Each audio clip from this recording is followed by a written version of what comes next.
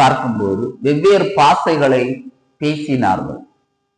வெவ்வேறு பாசைகளை பேசும் அளவு தேவன் இவர்களுக்கு கொடுக்கப்பட்ட வரம் இருக்கிறது.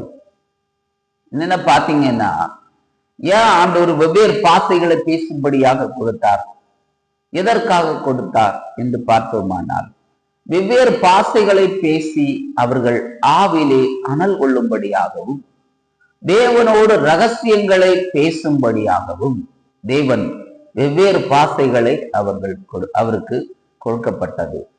இந்த தினத்திலே பரிசுத்த ஆவியின் அபிஷேகம் பெறாமல் அநேக பேர் வெவ்வேறு பாசைகளை பேசாமலும் சிலவர்கள் ஊழியம் செய்கிறதை பார்க்க முடியும். தேவனுடைய சுவிசேஷத்தை எடுத்துக்கொண்டு வேதத்தை படித்து அதில் இருக்கிற ரகசியம் இன்னதென்று அறியாமல், தேவனுடைய ராஜ்யமும் இன்னதென்று அறியாமல் சிலவர்கள் ஊழியம் செய்கிறதை பார்க்க முடியும். ஜனங்கள் அதை வஞ்சிக்கப்படாமல் வேதத்திலே சொல்லப்பட்டிருக்கிறது போல வெவ்வேறு பாஷைகளை பேசுகிறவர்களாக இருக்கிறார்கள் என்று ஜனங்கள் ஒரு விசை சிந்தித்து பார்க்க வேண்டும்.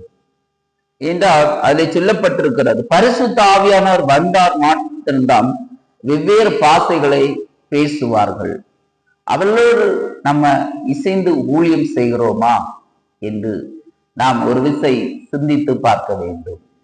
தேவனுடைய வரத்தை பெற்றவர்களோடு நாம் ஊழியம் செய்தோமானால் நிச்சயமாகவே அந்த நபரை கர்த்தர் ஆசீர்வதித்தே தான் விடுவார். தேவன் ஆசீர்வதிக்கிறவர். வெவ்வேறு பாஷைகளை பெற்றவர்கள், பரிசுத்த ஆவியினாலே நிரப்பப்பட்டவர்கள், பாஷைகளை வியாக்கியானம் பண்ணுகிறவர்கள், பாஷைகளை குறித்து பேசுகிறவர்கள், தேவ பரலோக ராஜ்யத்தை குறித்து பேசுகிறவர்கள், பரலோக ராஜ்யத்தில் இந்த இருக்கிறது என்பது நியாய தீர்ப்பு குறித்து, ரட்சிப்பை குறித்து பேசுகிறவர்களோடு நாம் இசைந்து ஊழியம் செய்தோமானால் நிச்சயமாயே அவர்களை தேவன் கைவிடுகிற தேவன் அல்ல.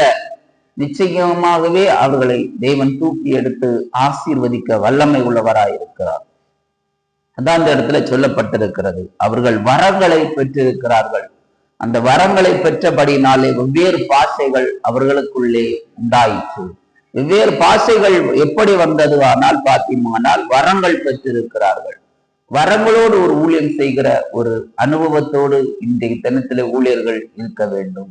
இந்த உலகத்தில் இருக்கிற காரியங்களை வைத்து செய்கிறது அல்ல, தேவனிடத்திலிருந்து வரங்களை பெற்றவர்களாக மாற வேண்டும். தேவனிடத்திலிருந்து அபிஷேகம் பெற்று அவருடைய ஊழியத்தை செய்யும்